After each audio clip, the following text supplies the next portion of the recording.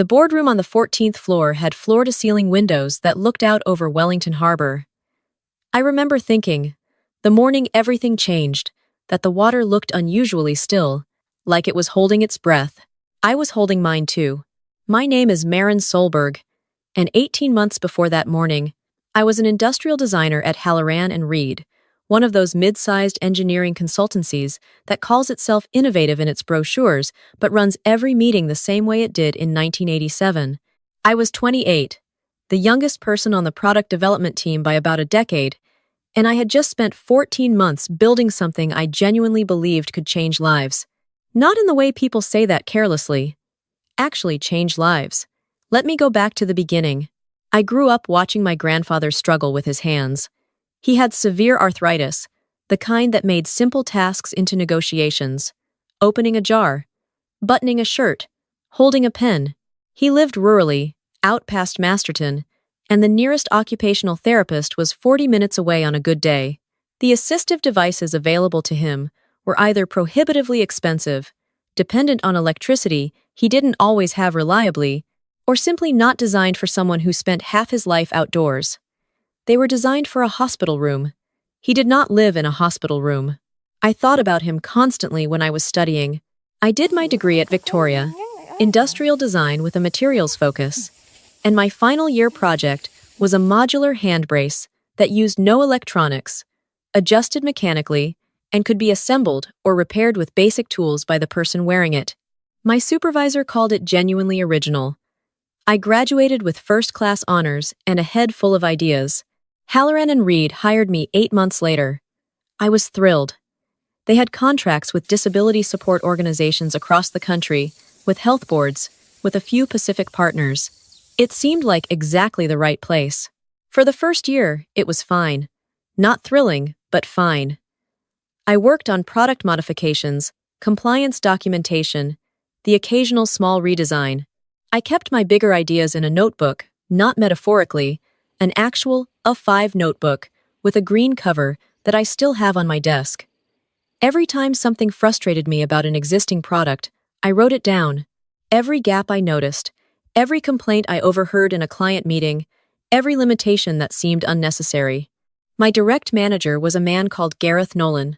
He had been at the company for 19 years, wore the same style of gray quarter zip every day in slightly different shades, and treated new ideas the way some people treat unfamiliar food, with a kind of reflexive suspicion before he'd even tasted them. He wasn't cruel. He was just completely, profoundly uninterested in anything that hadn't already proven itself somewhere else first. Every proposal I brought him went the same way. He would read it slowly, nod in a way that meant nothing, and then say some version of, "Let me think about where this fits with current priorities." It never fit. He would reassign me to something else within the week. I don't think he actively wanted to hold me back. I think he genuinely couldn't see what I was looking at. That's almost harder to deal with, actually. Malice you can argue with. Indifference just absorbs everything. By month 18, I had been quietly working on something in my own time. Evenings, weekends, the odd lunch break. I had taken everything I'd learned from the green notebook and focused it into one project. A lightweight, modular assistive grip device designed specifically for low-resource environments. No batteries. No electronic components that could fail, corrode, or become impossible to replace in a rural setting. The adjustment mechanism was entirely mechanical. I'd based it on a modified ratchet principle that I developed myself and had tested obsessively. The materials were weatherproof, repairable, and could be manufactured at a fraction of the cost of anything comparable on the market. I called it the Tūhono, a Maori word for connection, for joining. It felt right. I had done everything properly. I'd kept meticulous records from the start, dated notes, photographs, iteration logs, the whole thing. Because I'd developed it on my own time, with my own materials, I'd spoken to a patents advisor at an early stage. She had been clear with me. Document everything. Timestamp everything. Understand your employment contract's IP clauses carefully. I did. My contract had a narrow IP clause tied specifically to work done within the scope of my employment duties. The Tūhono had been developed outside those duties, in my own hours, with no company resources. I had a paper trail that showed exactly that. I wasn't naive. I knew what could happen if you weren't careful. I filed a provisional patent application 3 weeks before I brought the concept to Halloran and Reed. I want to be very clear about that timing, because it matters. I had legal protection in place before I showed anyone at that company a single drawing. The reason I brought it to them at all was because they had the client relationships I didn't. They had contracts with disability organizations, health networks, Pacific health programs. Getting the Tūhono into the hands of people who needed it required distribution infrastructure I couldn't build alone at 28. I thought naively, as it turned out that I could propose a licensing arrangement, that we could work together. I requested a meeting with Gareth to present the concept. He looked at my preliminary drawings for about 45 seconds and told me the company wasn't resourced to take on new product development lines at present. I asked if we could discuss it with someone more senior. He said he'd pass it along. 2 weeks went by. Then he reassigned me to a compliance review on a product that had nothing to do with anything I'd been working on. I waited another month. Then I found out, through a colleague, that Halloran and Reed had a significant meeting coming up, a visiting delegation from a large Pacific health procurement organization. They were looking for exactly the kind of low-cost, durable assistive technology I had designed. The meeting was in 3 weeks. I went back to Gareth. I told him directly, I have a product that is precisely what this delegation is looking for. I would like the opportunity to present it. He told me it wasn't the right timing. I asked who the right person to speak to was. He told me to focus on the compliance review. I did not focus on the compliance review. I went to the head of our division, instead a woman called Diane Bassett, who I'd only spoken to twice before. I sent her a brief professional email. I explained what the product was, what the upcoming meeting was, and that I believed there was a genuine opportunity being missed. I attached a 1-page summary with 3 photographs of the prototype I had built. I pressed send, and then sat very still for about an hour. She replied the same afternoon. She asked me to come to her office the next morning. Diane Bassett was in her 50s, precise and direct in the way of someone who had been underestimated enough times to have stopped being polite about it. She looked at the photographs for a long moment before she looked at me. Gareth knows about this? She asked. He's seen it, I said. He didn't feel it was a priority. She made a sound that wasn't quite a laugh. I'll speak to him. I want you to present this at the delegation meeting. Prepare a full demonstration. I should have felt relieved. I did feel relieved. Briefly. Then I saw Gareth's face the next day and understood that I had made an enemy. He was professionally cordial about it. That's the thing about people like Gareth, the hostility runs underneath, where it's deniable. He told me, with complete evenness, that he thought it was great I'd get a chance to share my work. Then he reassigned me again, this time to a project with a deadline that overlapped with my preparation time. When I pointed this out, he said I would need to manage my own time effectively. I managed it. I worked late every night that week. My flatmate, who had been listening to me talk about the Tūhono for months, brought me dinner twice and told me I looked like I was preparing for battle. I think I am, I said. The delegation arrived on a Tuesday. There were 4 of them, 2 procurement leads from Samoa and Tonga, a representative from a Pacific health funding body, and a woman named Dr. Hainarangi Parada, who I later learned was the Foundation's Director of Strategic Development. She had a quiet, observant quality, the kind of person who doesn't say much in a room, but doesn't miss anything either. The meeting was in the large boardroom, the one with the harbor view. Gareth was there. Diane was there. 2 other senior staff were there. And me, with the Tūhono prototype in a case, and 3 months of preparation in my head. Gareth presented first. He gave a 40-minute overview of Halloran and Reed's existing product lines, with a lot of slides, a lot of compliance certifications, and a lot of language that was technically accurate, but somehow managed to say very little. I watched the delegation's faces. They were polite. They asked few questions. Then it was my turn. I stood up, and I put the Tūhono on the table. Not in packaging, not on a slide on the table, where they could see it.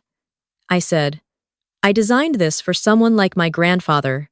He lived rurally, had severe arthritis, and needed something that would work without electricity, that he could adjust himself, and that wouldn't need a technician when something needed fixing. Everything on this device can be replaced with tools available at any hardware store in New Zealand or Samoa or Tonga or anywhere else. I had been presenting for about 8 minutes when Gareth interrupted. He picked up the prototype from the table. I watched him do it, and I felt a cold, flat recognition settle in my chest. I knew what was coming, and I couldn't stop it without making a scene in front of the delegation. The challenge with concepts like this, he said, speaking to the delegation rather than to me, in the measured tone of someone offering expertise, is that they look compelling at the prototype stage, but don't hold up under real-world stress. He held the device up. This, for example, the adjustment mechanism, is the design's biggest vulnerability. If it fails in the field, the user has a useless piece of plastic. He twisted it sharply. Then he put it down on the table hard, and one of the ratchet components cracked. The room went completely quiet. I stood there. I didn't look at Gareth. I looked at Dr. Parada, who was looking at the cracked prototype on the table with an expression I couldn't immediately read. "I owe you all an apology," Gareth said pleasantly. "That's unfortunately what I expected. The concept has merit, but it's not ready." He sat down. I picked up the prototype. The crack was in the outer casing, cosmetic damage to a component I had made deliberately break away, precisely because it was the piece most likely to take impact. The mechanism inside was untouched. I had designed it that way on purpose. After reading about how fieldworkers often dropped equipment, "The component that cracked," I said, and my voice was steadier than I felt, "is designed to crack. It protects the internal mechanism. The ratchet itself is intact." I held the device up so they could see, detached the cracked piece, and demonstrated the mechanism. It worked perfectly. Field repairability was a core design requirement. The outer components are replaceable. The mechanism is not the vulnerability. Dr. Parada leaned forward slightly. "May I?" she said. I handed it to her. She turned it over in her hands, adjusted the mechanism herself, tested the movement. She didn't say anything for a moment. "How long did development take?" she asked. 14 months of evenings and weekends, I said. She looked up at me. Something shifted in her expression, a kind of sharp, quiet attention. "And this is your own design? The IP is yours?" "Yes," I said. "Provisional patent filed last month." I had the reference number memorized. Gareth made a small sound. I did not look at him. Dr. Parada set the prototype down carefully and folded her hands. "I'd like to speak with you separately," she said, after this meeting. We spoke for 40 minutes in a smaller meeting room, just the two of us. She had a notepad, and she actually used it, which I respected enormously. She asked detailed questions about materials, manufacturing costs, adjustment range, the testing I'd done, whether I'd consulted with occupational therapists. I had. I'd found 2 OTs in the Wairarapa, willing to give feedback, and I'd incorporated everything they'd told me. She wrote things down. She asked about the patent again, specifically. I told her everything, that it was filed under my name, that I'd sought advice, that it was documented as developed outside my employment scope. "Good," she said, in a tone that suggested she'd heard too many stories where that part hadn't happened. Before she left, she asked for my card. I had printed business cards 6 months ago, on the small hope that this kind of moment might one day arrive. I gave her one. She left. I went back to my desk. Gareth stopped me in the corridor. He was very calm. He told me that going around him had been inappropriate, that it had put the company in a difficult position, and that we would need to have a formal conversation about professional conduct. I said, "Okay." I went home that night and sat on my couch for a very long time.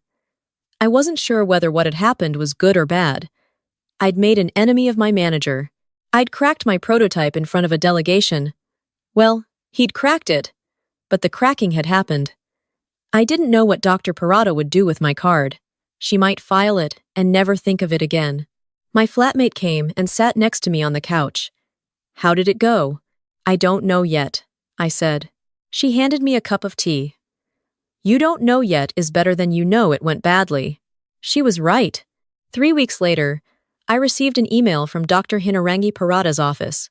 The foundation, the Pacific Ability Foundation, which I had since learned was the largest assistive technology procurement organization in the Pacific region, was interested in discussing a licensing arrangement.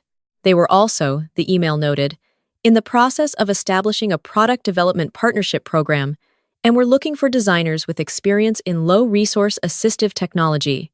They wanted to know if I would be available for a follow-up conversation. I read it 4 times. Then I read my employment contract, again, very carefully. I called the patents advisor. I called my older sister, who is a lawyer not in IP, but she knows people. I was careful and methodical about every step. I was not going to let the opportunity slip because of something I hadn't checked. I gave 4 weeks' notice to Halloran and Reed the following Monday. Gareth said nothing, which told me everything. Diane Bassett stopped me on my way out on my last day. She shook my hand and said, "I'm sorry we didn't move faster on this." I believed that she meant it.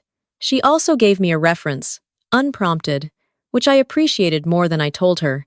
The partnership with the Pacific Ability Foundation took shape over the following 6 months. It was not a straight line. There were negotiations, revisions, conversations about scope and ownership and manufacturing that required me to be very clear about what I was and wasn't willing to accept. The patents advisor I'd consulted became my actual IP lawyer. I learned things about licensing structures, royalty arrangements, and manufacturing partnerships that I wished someone had taught me at university. The Tūhono went into production 18 months after that boardroom meeting. The first units were distributed to disability support programs in Samoa, Tonga, and Fiji through health network partners. 6 months after that, we were in conversations with Māori and Pacifica disability organizations in New Zealand. My grandfather, who was 81 by then, tried a later version. He sat at his kitchen table, out past Masterton, and adjusted the mechanism himself, slowly, with his damaged hands. It worked. He didn't say anything for a moment. Then he said, "This is very well thought out. That was the best review I ever received." I now lead product development for a small design studio that partners with the Pacific Ability Foundation. There are 3 of us. I brought on an engineer and a production specialist in the 2nd year. We are not large. We are not fast. But the work is real. And the things we make go to people who need them. And I can trace a straight line from the green notebook I kept at 22 to every device we produce. Gareth Nolan is still at Halloran and Reed, from what I understand. Still in the same role. He doesn't feature much in my thoughts. I don't hold a grudge against him. I've spent time examining that, and I genuinely don't. But I also won't pretend he wasn't part of the story, because he was. His attempt to end that presentation taught Dr. Parada something about my design that a smooth demo might not have. The breakaway component, the intact mechanism, the concept that things are not broken just because they look broken. I've thought about that a lot. If you're in a place right now where someone is doing exactly what Gareth did to me, dismissing your work, blocking your path, treating your ideas as inconveniences, I want to tell you a few things I know now that I didn't know then. Document everything, from the beginning. Not because you expect things to go wrong, but because documentation is the language that serious people take seriously. When Dr. Parada asked me if the IP was mine, I could answer immediately and specifically. That specificity mattered. An answer of "I think so" or "I'm pretty sure" would have changed that conversation. If you are developing something on your own time, keep records that show it is your own time. Timestamps, dated files, separate notebooks. Understand your employment contract before you sign it, and again before you show your work to anyone at the company. IP clauses vary enormously. Some are very broad. Some have carve-outs. You need to know which yours is. Get advice. There are legal aid services. There are patent offices with free consultation hours. There is help available. Use it early, not after the fact. Go around people who block you when you need to, but do it professionally, with documentation, and be prepared for the consequences. Going to Diane was a calculated risk. It cost me a comfortable working relationship with my direct manager. It also saved the Tūhono. I would make the same choice again, but I made it with my eyes open, and I had evidence, and I was professional in how I did it. The professional part matters. It protects you. Find your Dr. Parada before you need her. I didn't know she existed before she walked into that boardroom. But the OTs I'd consulted, the patents advisor I'd called, the colleagues who'd given me quiet encouragement, those relationships existed because I had been building them for years, not because I needed them that week. Your network is infrastructure. Build it before the crisis, not during it. And the last thing, know your design. Know it so well that when someone tries to break it in front of you, you can explain exactly why it didn't break the way they expected. That knowledge, the knowledge that comes from 14 months of evenings and weekends, from testing and failing and starting again, that is not something anyone can take off a table and damage. It lives in you. And one day, in a room that matters, someone will ask you to explain it. Be ready for that room. I've had a lot of time to think about what actually happened in that boardroom. Not the drama of it, not Gareth's hand coming down on my prototype, not the crack of the casing, not the silence that followed. I've thought about the sequence of choices that led to that moment, and the sequence of choices that led out of it. Because I don't think what happened to me was luck. I think it was cause and effect, playing out slowly over years. Gareth made choices. Small ones, mostly. The choice to dismiss without engaging. The choice to reassign rather than consider. The choice, finally, to pick up something that didn't belong to him and try to end it. Each of those choices came from somewhere, from a way of seeing the world where new things are threats and younger people are problems to be managed. I'm not angry at him for it, but I do think those choices had consequences he didn't anticipate, because people who operate that way rarely think clearly about consequences. They're too focused on control. I made choices too. I chose to document everything from the beginning, not because I was cynical, but because I had enough sense to know that good intentions aren't the same as good protection. I chose to file the provisional patent before I showed anyone at that company a single drawing. I chose to go to Diane when Gareth's door was closed for the 4th time. Those choices felt risky when I made them. They weren't reckless, they were calculated, and they were built on preparation. I'd been doing quietly for months. That preparation is what made the risk survivable. What I've come to understand is that integrity isn't just a moral quality, it's a practical one. When Dr. Parada asked me directly whether the IP was mine, I could answer without hesitating. That certainty, the kind that only comes from actually having done things properly, changed the entire tenor of that conversation. She was assessing me as much as she was assessing the Tūhono, and what she was looking for, I think, was whether I was someone who could be trusted to see something through. The documentation, the patent, the preparation, they weren't just legal protection, they were evidence of character. Resilience is the word people reach for in stories like mine, and it's not wrong, but it's incomplete. What carried me through wasn't just the ability to keep going, it was the ability to keep going with my standards intact. I could have cut corners on the patent to save money. I could have shown the prototype at the meeting, without the IP sorted, just to seize the opportunity. I could have let Gareth's dismissals teach me to be small. I didn't, not because I'm exceptional, but because I had decided early on what kind of work I wanted to do and what kind of person I needed to be to do it. That decision, made quietly and unglamorously over 14 months of evenings, is the thing that made everything else possible. If there is anything I would want someone to take from my story, it is this. The work you do before anyone is watching is the work that matters most. The preparation no one sees. The standards you hold yourself to when there is no reward for it yet. That is where character is actually built, not in the moment of crisis, but in the long, ordinary stretch before it. Gareth picked up my prototype to end my presentation. What he picked up, without knowing it, was the product of 2 years of quiet, stubborn, unglamorous integrity. That's what didn't break.